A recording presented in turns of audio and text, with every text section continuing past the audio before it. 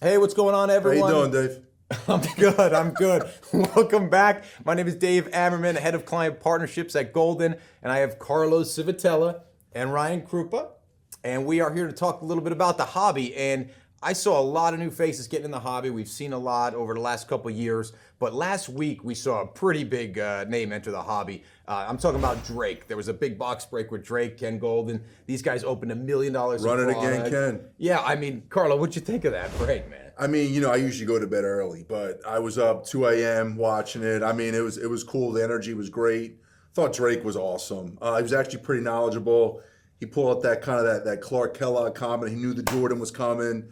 And it was awesome. It's a big win for the hobby, man. He was so down to earth. It was cool. I guess I just did not expect it at all. I feel like. Oh, he was with Ken. I mean, Ken humble. I know, but Drake. when you think about Drake, though, I mean, he's just like there's levels of superstardom, and then there's just another level. I mean, he is one of those. You got guys. Ken, you got Drake. I mean, you got Drake, you Ken's got above Ken. him, but Yeah. other than that, but it's just crazy to think that he just came into it and he kind of like even how he was talking about, he wants to be accepted in the hobby and like I just love there was all that drama with the Will Smith thing, but in our world, man, it was all about Ken and Drake that night. Yeah. It was a home awesome. run. It was the energy was great. And I think that's just what we need. Like the more big guys like that come in, I mean, it just only helps the entire hobby as a whole. Yeah, of Which course. is I really mean, cool. big guys, big money guys. I mean, these guys are spending crazy money on cards, and that's what's also driving the hobby up. I heard Ken actually wanted to go in for the DAP, but they ended up doing a formal. I just want to know how much has he dropped on Flawless. He has not found the triple logo man yet, but It's like 45K. the hunt's on, man.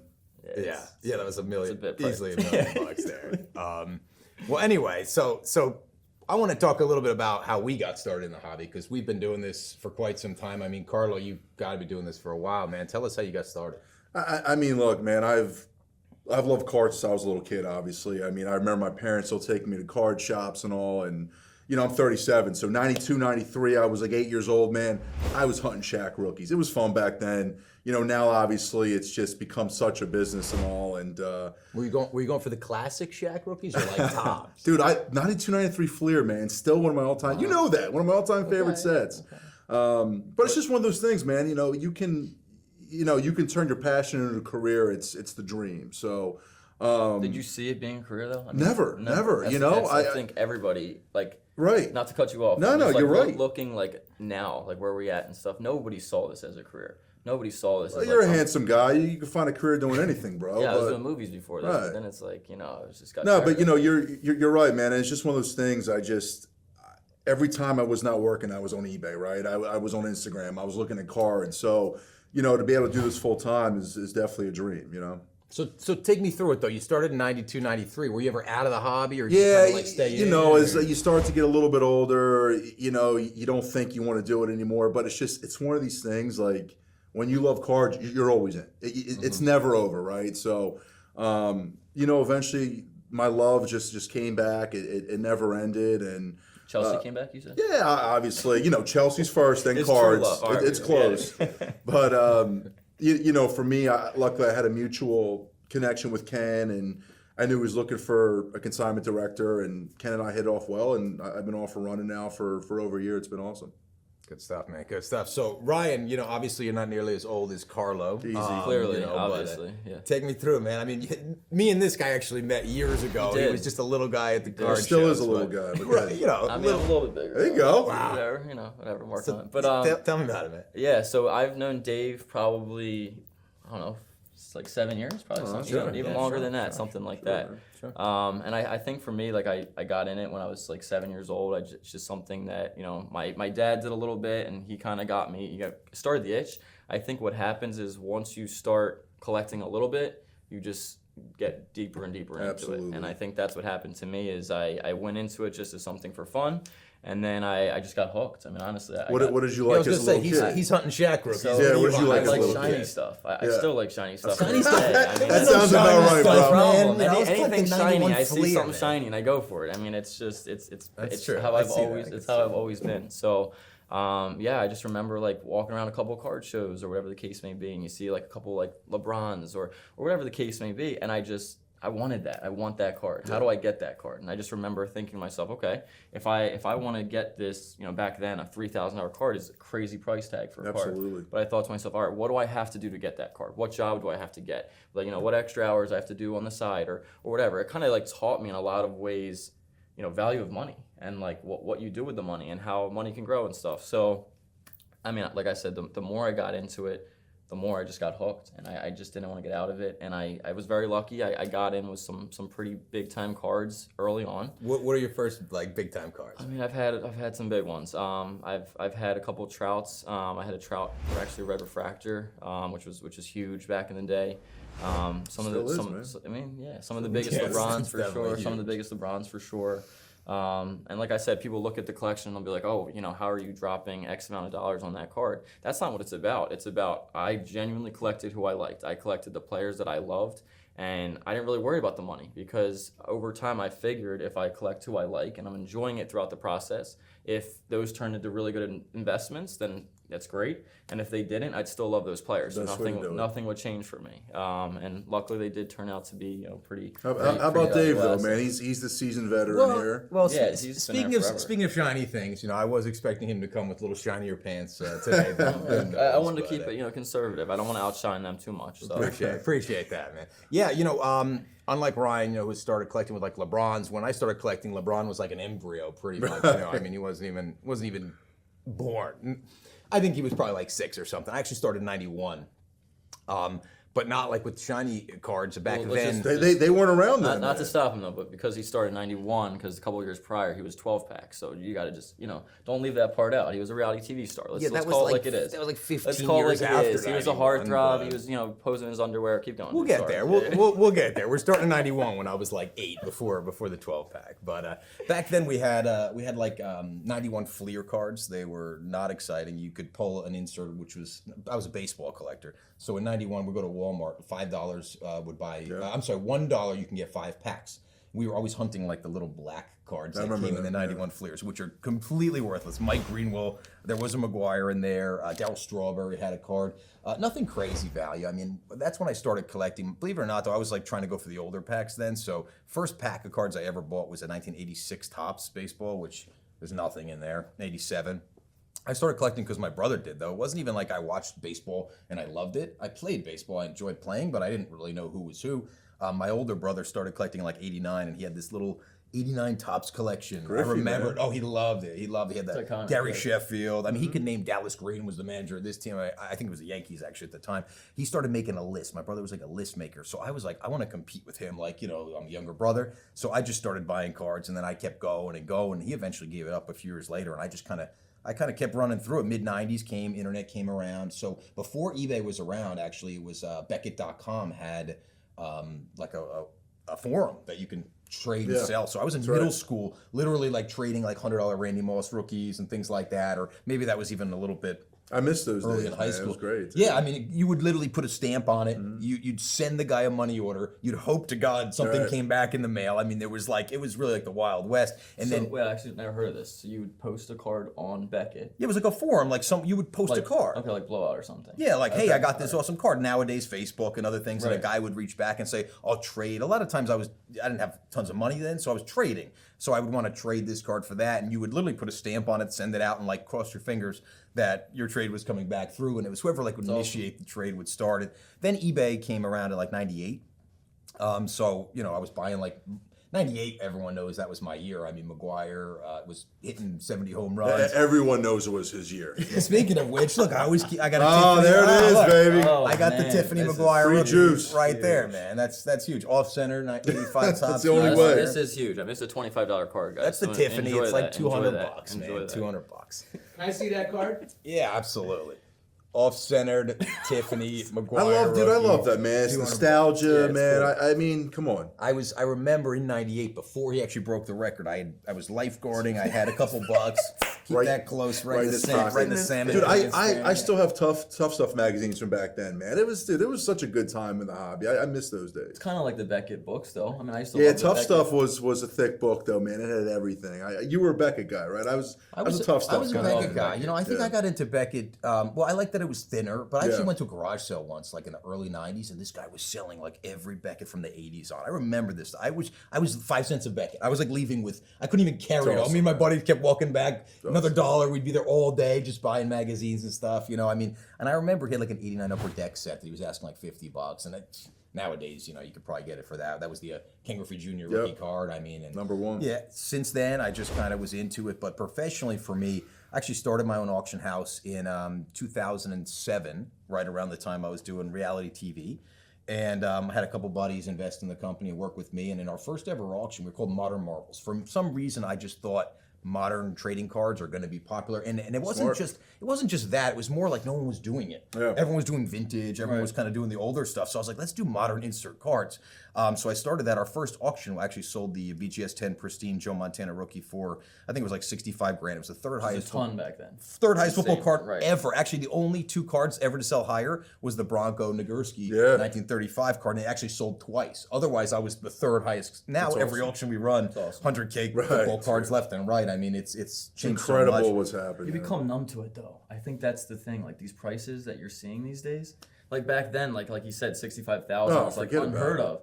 Like now, 65,000 is a good sale, but it's crazy how much. Yeah, it's well, like shifted. I shut it down. Like I actually shut it down. I went to go work in finance. I was like, great, I'm gonna make 40 grand a year with my auction house. Like I shut it down, and then I went in finance, and then you know, about 5 years later, I was like, let me do something fun I want to do again, and I actually got the job over at Steiner Sports.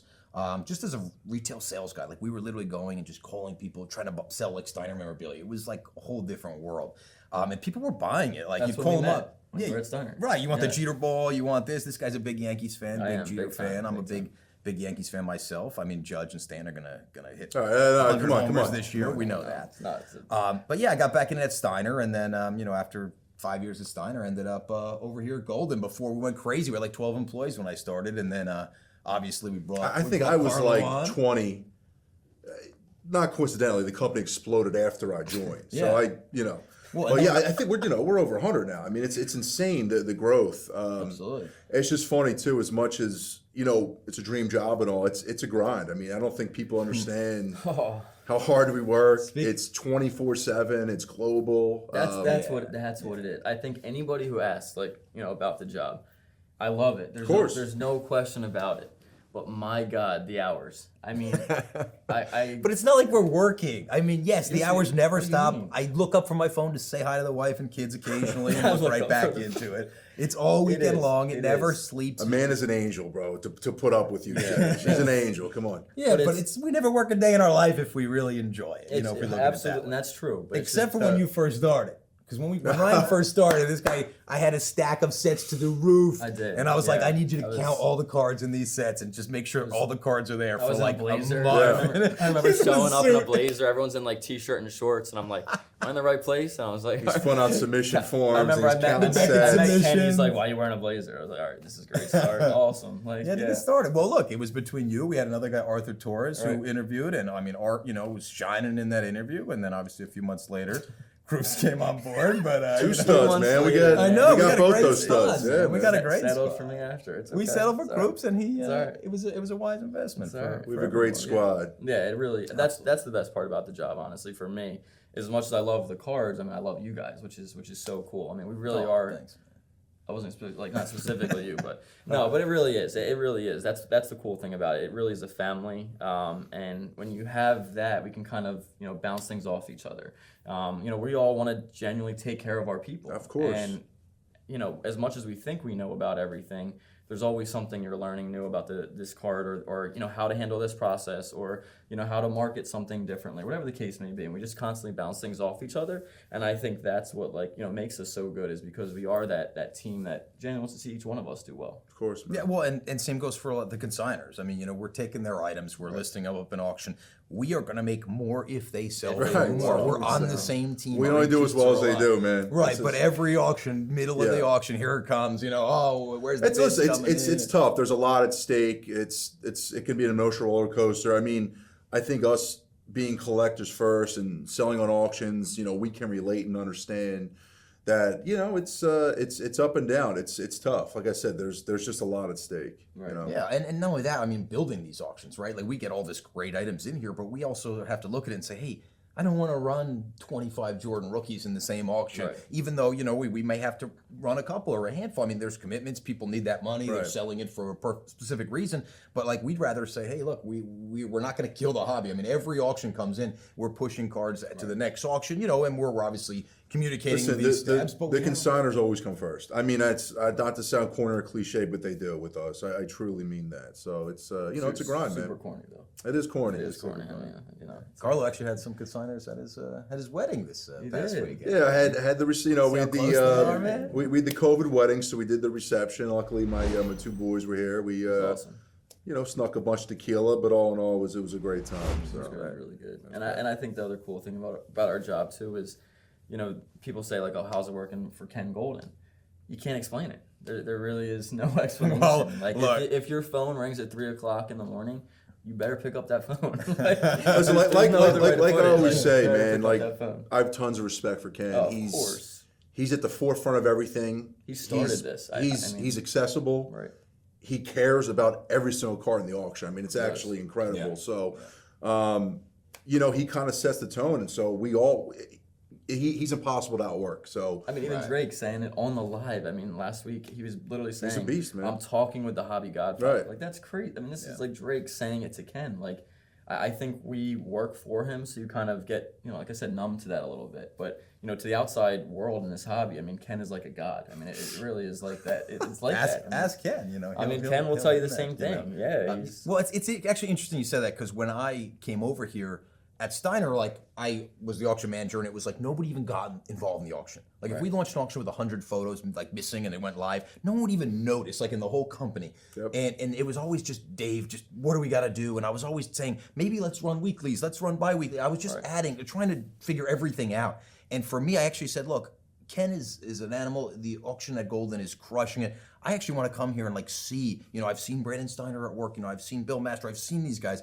Like, I want to see like what makes Ken tick. And, obviously coming over here and just, seeing like, the savagery of like, no, we're not pulling this out of the auction. No, we're, and keeping, it actually keeps the integrity of the Nothing auctions but as well. respect, man. Yeah, like we do this because you run an auction, you pull something out, then the bidders are like, hey, well, that's not fair. So we have to be fair to bidders and to sellers, just the same. We're running an auction. So watching Ken, do that with the auction as long as he has, and just the way he is, I mean, when it comes to a deal, it doesn't matter what time of day. I've learned, answer the emails 10 at night, 11 at night, answer them within an hour. Look, we work hard. We work hard. There's no other way to put it, but I think you summed it up best, man. This is it's what we're passionate about. Well, it's a dream. What man. about your first weekend on the job over here, man? Carlo is coming from the business. Yeah, more of selling food. more of like a corporate, kind of setting. And I remember I was copied on the email. Carlo gets a 7 a.m. He's hitting me up, texting, Carlo, what's emailing going me, and on? I'm just kind of like, oh, this is odd. It's the weekend, and I quickly learned that it's 24/7, man, and I respect it. I've adapted to it, and I love it, man. So we'll just keep working hard and crushing it. Absolutely, yeah. Carlo, I'll be honest. Carlo knows his NBA cards. I mean, I'll find a card that some of these '90s cards are tough to see what they're valued. I'll go to Carlo. He'll be like, that's this set, that's that set. Watch this card, it's gonna go crazy. I mean, Carlo knows the NBA cards, just as good as anyone. Ryan was collecting high-end cards since he was like 10 years old. I mean, a guy literally selling $1 million cards as a middle school kid or whatever he's doing. He's got good taste. $5,000 mattresses. He's a high-end kid, man. He's a high-end kid. But I mean, deserves look, it. We're here. We love doing what we do. Obviously, hopefully, we can share this knowledge with everybody out there. Absolutely. You guys tune in every week. Obviously, we have this huge auction right now. We have the Elite Excited. auction that's ending Definitely. this weekend. So, I make always sure tell you check people, that out. take your time, search through everything. I mean, there's tons of good cards. Get the bids in early, get them in often. I'm excited to see how things are going to end. And we want to make this interactive as well. We want to hear your stories. I mean, that's everyone has a story in this hobby. I think everyone's come from somewhere completely different than the next person. I think that's what makes this hobby and community so strong. And I think that's why we all need to really, work together, really man. get along, and we it's just a really strong thing. So we would love to hear other stories and stuff like that. So I think that's what it's all about.